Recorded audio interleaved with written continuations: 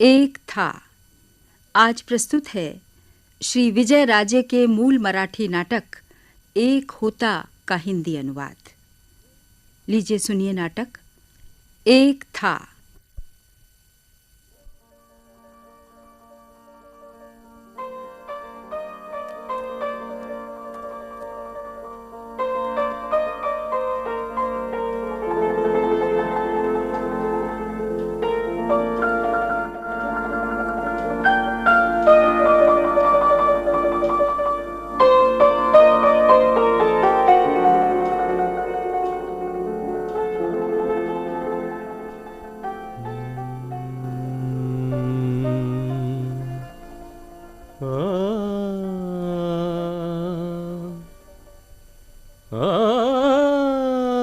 विश्राम, विश्राम, ये क्या हो रहा है?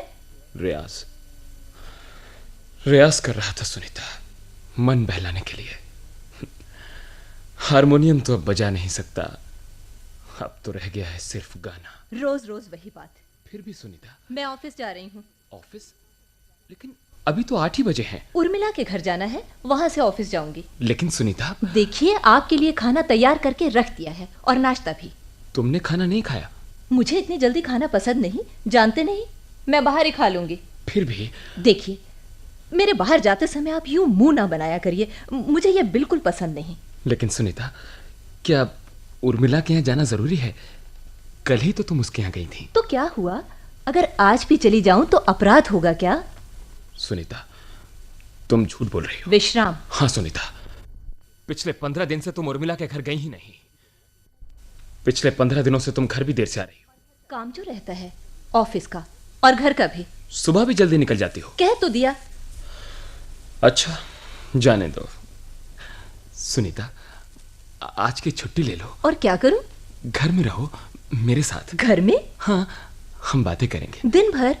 मुझे तुमसे बहुत बातें करनी है सुनीता। सॉरी विश्राम, आज मुझे ऑफिस जरूर जाना है और जल्दी जाना है। सुनीता, तुम जब मेरे नजदीक होती हो तो बहुत अच्छा लगता है। लेकिन मेरे पास फालतू समय नहीं है, नौकरी जो करनी है। देखो विश्राम, 8:30 तो यहीं बज गए हैं और मैं लेट हो गई हूँ। और हाँ, शायद शाम को आने में देर होगी, यही ना? हाँ। यानी रात होगी। टेढ़ी बातें क्यों करते हो? क्योंकि तुम्हारा बर्ताव सीधा नहीं है। मैं जा रही हूँ। सुनीता,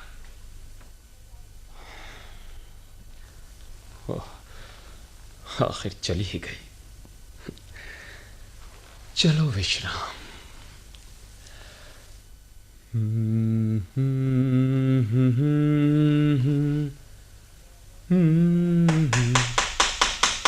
कौन?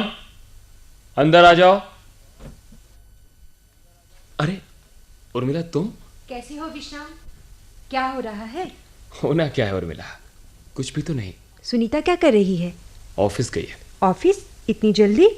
पहले अपनी किसी सहेली के यहाँ जाएगी और वहां से ऑफिस। और खाना? उसकी सहेली का नाम नहीं पूछा तुमने? तुमने खाना खाया विश्राम? रात भी वो देर से आने वाली है। मैं पूछती हूँ, तुमने खाना खाया? उर्मिला, आज तुम्हें ऑफिस नहीं जाना है क्या? विषय मत बदलो विश्राम। वही प्रश्न है और वही उत्तर। पिछले 15 दिनों में इन प्रश्नों में कुछ फर्क हुआ है क्या? सुनीता को कुछ कहा नहीं तुमने? क्या कहूं उर्मिला, हर एक बात कहकर तो समझाई नहीं जाती। लेकिन आखिर ऐसा कब तक चलेगा विश्राम? उसका निर्णय करना मेरे हाथ में नहीं। लेकिन तुम्हें ये जो असुविधा हो रही है। अंधे की गायों का भगवान ही रखवाला होता है। दुष्ट जनों को रास्ते पर लाने वाला भी तो भगवान ही है। जाने दो उर्मी, मुझे तो आश्चर्य इस बात पर है कि तुम रिश्ते में मेरी कुछ भी नहीं लगती, फिर भी मेरी इतनी चिंता करती हो, इतना ध्यान रखती हो। मेरी जगह कोई भी स्त्री होती तो वो भी। नहीं उर्मिला, नहीं, मैं ये नहीं मानता। विश्राम, मुझे सुनीता के व्यवहार पर आश्चर्य होता है। लेकिन उसका भी क्या दोष है उर्मिला? हमारी शादी हुए जैसे तैसे अभी 2 वर्ष ही तो हुए हैं, और फिर यही तो दिन है उसके हंसने खेलने के, और बिताना पड़ रहा है उसे ये नीरस जीवन। हंसी खुशी ही तो जीवन का लक्ष्य नहीं है विश्राम। सबसे अधिक महत्वपूर्ण बात है मानवता। मानवता? हाँ। मानवता तो तभी होगी उर्मिला जब घर में मानव रहेंगे। ये सारा घर ही मनुष्य रहित हो गया है। देखो देखो इस घर की क्या दशा हो रही है। एक्वेरियम सूखा पड़ा है। कुछ दिन पहले उसमें जीवित मछलियां थीं, सुंदर, कई रंगों की। कहां गई सब? मर गई, क्योंकि उन्हें अन्न नसीब नहीं हुआ।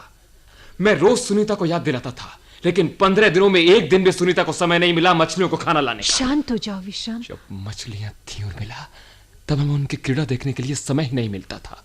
नौकरी जो थी, एक होनहार इंजीनियर विश्राम को अपना कैरियर बनाना था, कैरियर, अपनी कंपनी खोलनी थी, अपना भविष्य बनाना था। विश्राम, मनुष्य आशा पर ही तो जीवित रहता है। जब भविष्य के सपने देखने की मेरी शक्ति नष्ट हुई तो खैर,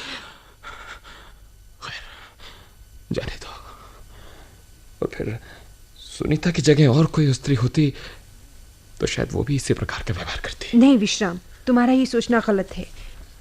खैर जाने दो। तुमने भी खाना तो नहीं खाया ना? नहीं। ठीक है, मैं परोस कर लाती हूँ। नहीं, मुझे भूख नहीं है। तुम इतनी जिद क्यों करते हो? उर्मिला, अभी तक मैंने हाथ मुंह भी नहीं धोया, नहाया भी नहीं। ओह, आई एम रियली सॉरी। अच्छा चलो जल्दी करो, मैं तुम्हारा मुंह हाथ धुला देती हूँ। नहीं उर्मिला, मुझे क्या अधिकार है कि मैं तुम्हें इस तरह कष्ट दूं? तुम्हारी कोई छोटी बहन होती तो? उर्मिला, चलो अभी तुम्हें तैयार करा देती हूँ। लेकिन तुम्हें ऑफिस जाने के लिए देर हो जाएगी। वो मैं देख लूंगी। उठो और तैयार हो।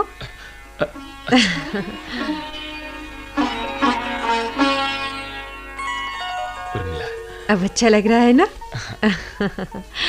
ठीक है, मैं जाती हूँ। ऑफिस से लौटूंगी तो तुम्हें घुमाने ले जाऊंगी। अब तुम थोड़ी देर आराम करो। अच्छा। Bye bye. ये है स्त्रियश्चरितम। चरित्रम नहीं, चरितम अर्थात आचरण, व्यवहार। ये स्त्रियश्चरितम अत्यंत गूढ़ है। 1 वर्ष पहले सुनीता ऐसी नहीं थी, प्रसन्न थी, उदास नहीं थी। लेकिन अब वो बिल्कुल बदल गई है, मेरे प्रति लापरवाह हो गई है। उसका सारा आचरण ही विचित्र हो गया है। ऐसा लगता है जैसे वो मन से यहां नहीं, कहीं और है। लेकिन ये कैसे संभव है? शायद मेरे मन की कल्पना है। मेरे सोचने में सचमुच कुछ गड़बड़ हो गई है। लगता है मैं सुनीता को गलत समझ रहा हूं। हाँ, शायद मैं ही गलत समझ रहा हूं।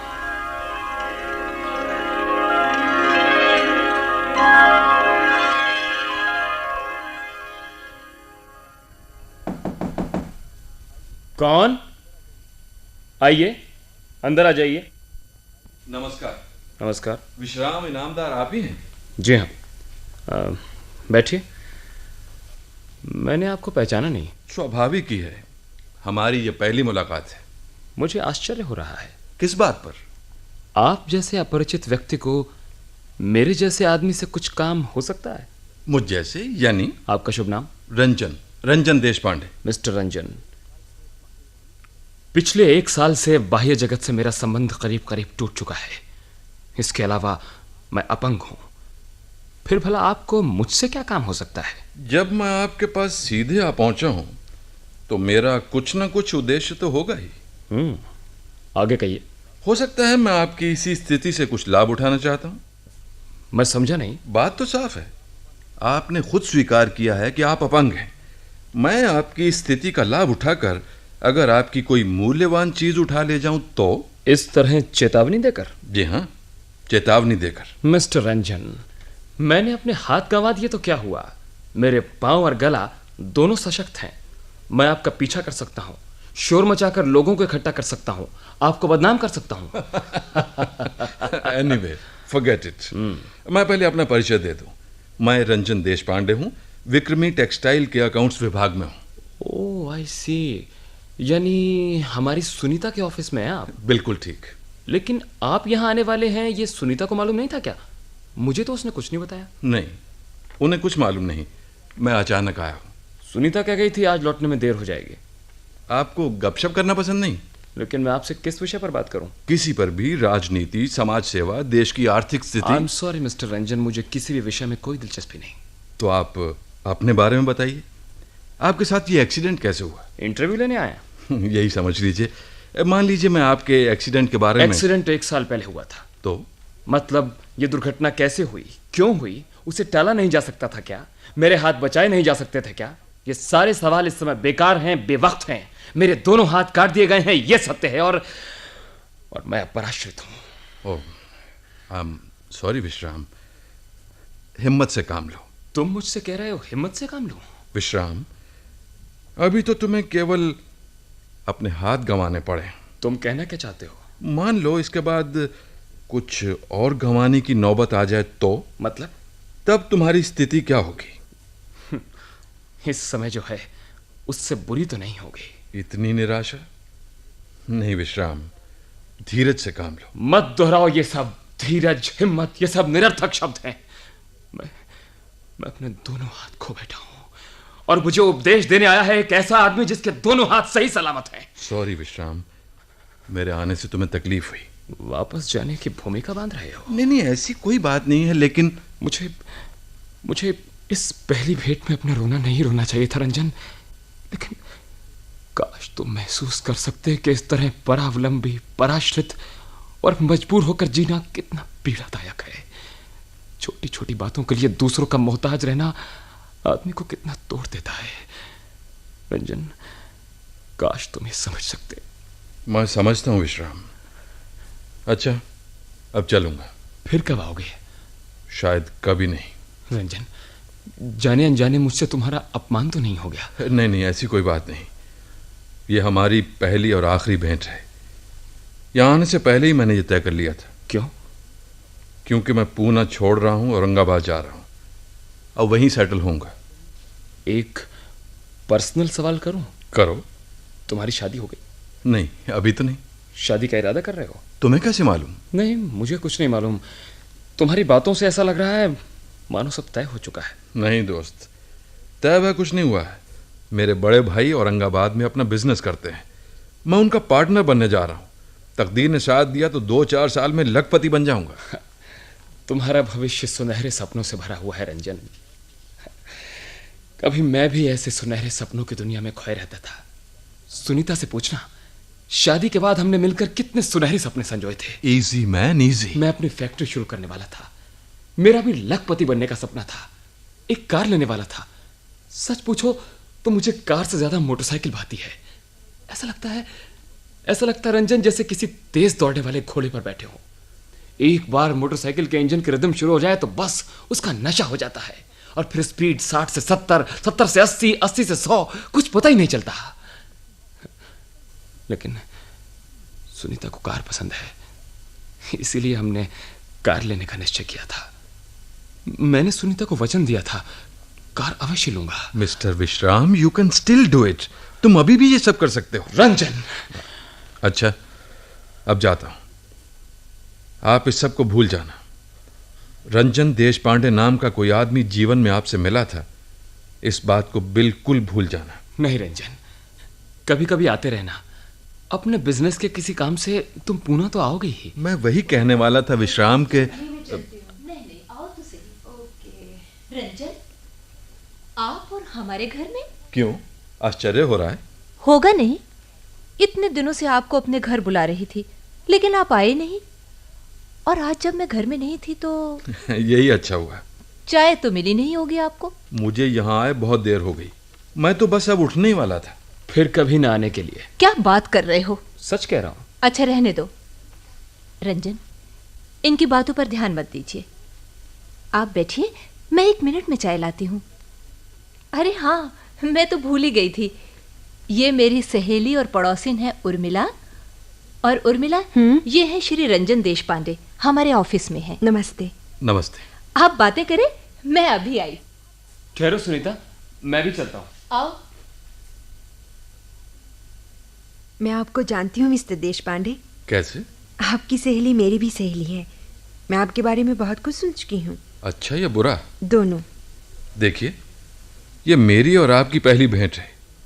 मैं जो कुछ कहूँ उसे आप गलत ना समझिएगा। ये बात ध्यान रखें कि मेरे पीछे मेरे बारे में कौन क्या कहता है, मैं इसकी परवाह नहीं करता। इसी में फायदा है। कैसे? अगर हम किसी के कहने की परवाह ना करें तभी तो हम जो जी चाहे, जैसा जी चाहे मनमाना व्यवहार कर सकते हैं। क्या मनमाना व्यवहार किया है मैंने? अपने मन से पूछिए, अपने सद्विवेक से पूछिए और बताइए, किस बात को महत्व देते हैं आप? आप गुस्से से कह रही हैं? किसी पर गुस्सा होने का मुझे क्या अधिकार? फिर भी देखिए, जवाब देने में टाल मटोल कर रहे हैं आप। किस बात का जवाब? मैंने पूछा था, किस बात को महत्व देते हैं आप? सच कहूं? हो सके तो। जो मेरे मन को भाता है मैं उसी को महत्व देता हूं। आप ईमानदार हैं। आपको कुछ कहने सुनने का अधिकार मुझे नहीं है। आप कहती जाइए, आपकी बातें मुझे अच्छी लग रही। धन्यवाद। मैं ये कहना चाहती हूँ कि पुरुषों को चाहिए कि वे पुरुष जैसे रहें और पुरुष जैसा ही व्यवहार करें। मैं समझा नहीं। आप इतने भोले तो नहीं हैं। फिर भी सुनीता मेरी भी सहेली है, मैं पहले ही कह चुकी हूँ। यानी आपको थोड़ी सी जानकारी है और थोड़ा अनुमान। एक बात और, आपके निर्णय के बारे में सुनीता को भी आशंका है। क्यों? आपने अभी तक कोई निश्चित हाँ नहीं की है, ऐसा सुनीता कह रही थी। एक बात पूछूं? सुन रही हूँ। माना कि ये मोह एक भंवर जाल है, लेकिन मैं अपने आप को क्यों संभालूं? इतनी आसान बात भी नहीं जानते आप? संस्कार, नैतिकता, मानवता आदि पर लेक्चर देने का इरादा तो नहीं है आपका? कोई फायदा नहीं और उसकी जरूरत भी नहीं। एक कल्पना कीजिए, यूं समझकर विचार कीजिए कि विश्राम की जगह अगर आप हों तो। उससे क्या फर्क पड़ेगा? आपकी विश्राम की जगह आते ही विश्राम आपकी जगह आ पहुंचेगा। उर्मिला, इसीलिए कह रही हूं, पुरुष हैं तो पुरुष जैसे रहें और पुरुष जैसा व्यवहार करें। लीजिए चाय लीजिए। थैंक्स। मिस्टर रंजन, अच्छा हुआ आप आए। कभी कभी इसी तरह आते रहिए। लगता है मुझे अब भागना चाहिए। नहीं नहीं, आप चाय पीजिए और सुनीता से बातचीत कीजिए। मैं विश्राम को रोज की तरह बागीचे के उस छोर तक घुमाने ले जा रही हूँ। हाँ, दिन भर घर में बैठे बैठे ये ऊब गए होंगे, खुली हवा में ताजगी मिलेगी। तुम बैठो रंजन, हम अभी आते हैं। चलो उर्मिला। चलो विश्राम। मन मौजी है उर्मिला। हाँ, और ईमानदार भी। अरे वाह, पहली मुलाकात में ही इतनी तारीफ। पहली मुलाकात में उसे पहचान लिया। तुम्हें पहचानने में कुछ समय। अब तो पूरी तरह पहचान लिया मुझे, या? सुनीता, घर अच्छा सजाया है तुमने। लेकिन सच कहूं रंजन, मुझे ये सजावट बिल्कुल अच्छी नहीं लगती। भूमिका बांधे बिना तुम कोई बात कह सकती हो? कोशिश करती हूँ। रंजन, 3 साल पहले जब मैं जबलपुर गई थी अपनी दीदी के साथ, उस समय भी कुछ ऐसी ही परिस्थिति थी। जीजा जी ने नया मकान लिया था। मकान बदलते समय ट्रक भर सामान था और आदमी थे हम 3, मैं, दीदी और जीजा जी। मैंने और दीदी ने, विशेष रूप से मैंने, घर इतना बढ़िया सजाया था कि दीदी की तो बात ही मत पूछो। जीजा जी जो कहते थे वो बस उनकी हाँ में हाँ मिलाती। क्या वे ठीक है? हाँ, बिल्कुल ठीक। ये ठीक नहीं है ना? ना। कहने का मतलब ये है कि उस समय दीदी का घर सजाते हुए जैसा लग रहा था, बढ़िया, अच्छा, बस वैसा ही अब भी लग रहा है। नहीं सुनीता, ये घर सजाते हुए तुम्हें और भी कुछ महसूस होना चाहिए था। मानती हूँ, लेकिन बहुत सोचकर भी ये नहीं समझ सकती कि इसमें कमी कहाँ रह गई है। किसी ने कहा भी तो नहीं। कई बातें ऐसी होती हैं जो समझाई नहीं जाती, उन्हें समझ लेना होता है, भावनाओं से, मन से। जाने दो रंजन, मैं अब इस घर की हर चीज से ऊब गई हूँ। सुनीता। रंजन, मैं इस घर में जो यातना पा रही हूँ वो मैं ही जानती हूँ। लेकिन इसमें उसका क्या दोष है? उसी का दोष है रंजन। वो इंजीनियर था, 50 मजदूर और फिटर्स होने पर भी वो खुद उस क्रेन के नीचे काम करने क्यों गया? जब तुम्हें उसके काम की पूरी जानकारी नहीं है तो तुम। नहीं, वो है ही ऐसा, हमेशा अपनी मनमानी करता है। उसके कारण ही मुझे ये यातना मिल रही है। बताओ रंजन, मेरा क्या दोष था जो मुझे ये सजा मिली? सुनीता, जीवन में सभी सवालों का जवाब नहीं मिलता है। कई बार ये सोचकर चुप रहना पड़ता है कि शायद भाग्य को यही मंजूर था। नहीं, भाग्य में यही लिखा था, ये मानकर नियति के सहारे रहना मुझे स्वीकार नहीं। जीवन में सुख प्राप्त करने का अधिकार सबको है। मैं भी अपना सुख प्राप्त करके रहूंगी। तुमने निश्चय कर लिया है तुम क्या करना चाहती हो? पिछले 1 महीने से हम इसी बारे में बातें कर रहे हैं। हमने तय कर लिया है कि अगले रविवार को तुम ये कहकर के तुम अपनी दीदी के यहाँ जा रही हो और मैं ये कहकर के मैं अपने गांव जा रहा हूँ, पूना छोड़ देंगे और दोनों औरंगाबाद जाकर साथ रहेंगे। तुम्हें बाकायदा तलाक मिलने के बाद हम दोनों शादी कर लेंगे और खूब घूमेंगे। ठीक। लेकिन क्या? इस तरह भाग निकलना। तो तुम उसकी अनुमति लेने आए थे? नहीं, लेकिन उसे इस बात का संकेत देना मुझे जरूरी लगा। ओह माय गॉड, तुमने कुछ कहा तो नहीं? वो इतना सीधा और सरल है, अबोध बच्चे की तरह। तोड़ मरोड़ कर कहने पर भी वो नहीं समझेगा। सुनीता, एक बार फिर सोच लो। सोच लूं? और इसी घर में घुटती रहूं, सुलगती रहूं, ऑफिस घर गृहस्थी के साथ इसकी सेवा करती रहूं जैसे पिछले 1 साल से कर रही हूं? अपने अरमानों और सपनों का गला घोट दूं? रंजन, मुझे तो अब डर लग रहा है। किस बात का? ऐन मौके पर तुम पीछे ना हट जाओ। नहीं, ये बात नहीं। फिर भी कोई कदम उठाने से पहले हमें एक बार और सोचना चाहिए। मैंने सोच लिया है।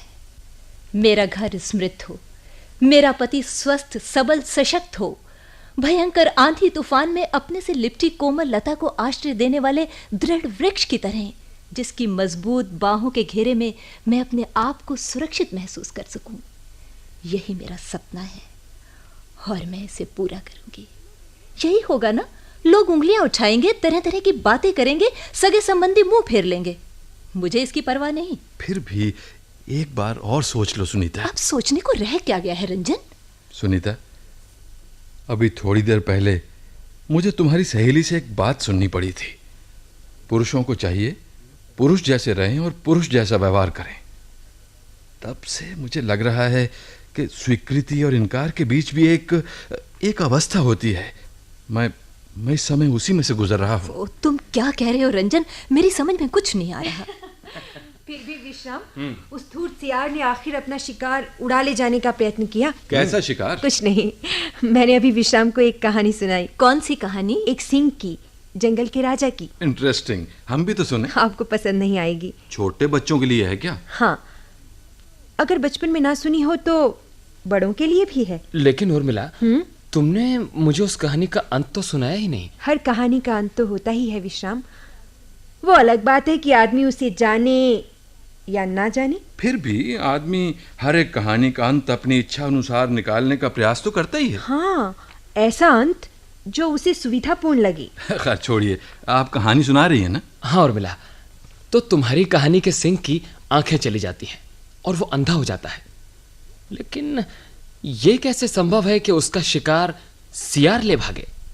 कुछ भी हो, सिंह वनराज है, सियार उसकी गुफा में जाएगा कैसे? धूर्त सियार ऐसे ही होते हैं, हमेशा ताक में रहने वाले, और अवसर मिलते ही वनराज की गुफा में घुस जाते हैं। मैं नहीं मानता। आप क्या सोचते हैं मिस्टर रंजन? हो सकता है, ऐसे सियार जरूर होंगे। होंगे नहीं, होते हैं भी। आपकी कहानी में कुछ परिवर्तन कर दें तो? उससे वास्तविक स्थिति में कोई परिवर्तन नहीं होगा। सियार के बदले वहां दूसरा सिंह आ जाए तो आपको वो श्वान युक्ति मालूम है ना, जिसका अर्थ है श्वान या सियार सिंह बनने का कितना भी ढोंग क्यों ना रचे, सिंह तो सिंह ही होता है। तो आपके विचार से इस कहानी का अंत क्या होना चाहिए? छोड़ो भी। और नहीं तो क्या, मेरी राय में ये बकवास बंद की जाए और चाय पी जाए। मैं सबके लिए गर्मा गर्म चाय लाती हूँ अभी। सुनिए, आप मेरे साथ जरा अंदर चलिए। चलो। हाँ, वैसे बेकार ही है ये चर्चा, क्योंकि दूसरों के जूठे भोजन पर निगाह रखने वाले से किसी पुरुषार्थ या पराक्रम की अपेक्षा रखना गलत है। शायद आप यही कहने वाली हैं। लेकिन मेरा अनुरोध है कि आप किसी भी निष्कर्ष पर पहुंचने की जल्दी ना करें। उससे अंतर पड़ेगा, सियार सिंह हो जाएगा। उसे सियार समझकर शायद आप गलती कर रही हूं। अगर ऐसा हो तो ऐसा ही है। आपकी इस कहानी में दूसरा भी सिंह ही है, लेकिन मुझे इस बात पर आश्चर्य हो रहा है कि आपको अपनी कहानी के अंधे सिंह से इतनी हमदर्दी क्यों? नियति जिनके साथ कठोरता बरत कर पराश्रित और परावलंबी बना देती है, उनके लिए हर एक को हमदर्दी होगी। स्त्रियों को और अधिक। किसी किताब का रटा रटाया वाक्य लग रहा है। नारी मन को तुम क्या समझोगे रंजन? प्रेम करना स्त्री का सहज गुण है। उसका प्रेम, उसकी करुणा, उसकी ममता निस्वार्थ होती है। बिना किसी आशा के किसी के प्रति ममता रखना केवल स्त्री के लिए ही संभव है। हर स्त्री के मन में मूल रूप से एक मां वास करती है। जो भी हाथ ना पा रहा है उसे देख स्त्री के मन में सहानुभूति उमड़ आती है। ये प्रेम किसी और से भी तो हो सकता है। रंगे सियार और गीदड़ों से। उस भीड़ में कोई सिंह भी हो तो? सिंह? असंभव। और अगर ये संभव हुआ तो? पुरुषों ने पुरुषों की तरह जीना स्वीकार किया तो क्या? जो मैं कहूं आप स्वीकार करेंगी? क्या कहना चाहते हैं आप? उर्मिला, तुम्हारी सहेली के साथ मैं शादी करने वाला था, यहां से भागकर। जानती हूं। लेकिन अब मैंने ये निर्णय बदल दिया है। अचानक? अचानक नहीं, निर्णय पहले ही डामाडोल था, अब पक्का हो गया है। क्यों? मुझे गुरु मिल गया। सहेली को बता दिया? अभी नहीं। तो कब कहोगे? गुरु की अनुमति मिलने पर। अच्छी बात बताने में देर नहीं करनी चाहिए। अभी बताता हूँ गुरु महाराज। गुरु महाराज? मैं? हाँ उर्मिला, एक दृष्टि से तुम मेरी गुरु हो। उर्मिला, सुनीता के विचारों में मैं कुछ कमी महसूस कर रहा था, लेकिन वो कमी क्या थी ये मेरी समझ में नहीं आ रहा था। तुम्हें देखकर, तुम्हारे विचार जानकर मैं समझ गया और मुझे यह निर्णय लेने में मदद मिली। मैं समझी नहीं। अभी समझाता हूँ।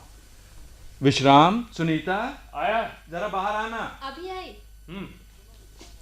सुनो विश्राम और सुनीता, तुम दोनों को साक्षी बनाकर मैं उर्मिला के सामने विवाह का प्रस्ताव रखता हूं। इसका हाथ मांगता हूं।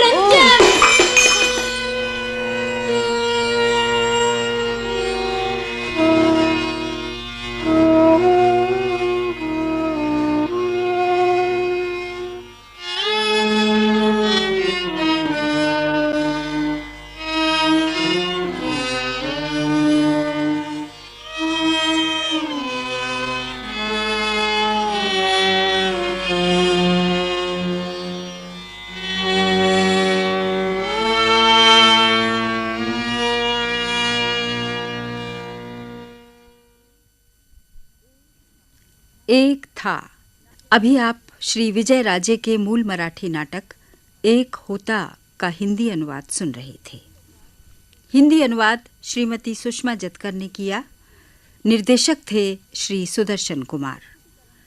प्रस्तुतिकरण सहायक श्री महफूज हसन और तकनीकी सहायक श्री दयानंद शर्मा। नाटक में भाग लेने वाले कलाकार थे सर्वश्री नीरज शर्मा, सुनीति कोहली, मधु बेदी और श्याम अरोड़ा। ये नाटक केंद्रीय नाटक एकांश द्वारा आकाशवाणी के दिल्ली केंद्र पर तैयार किया गया।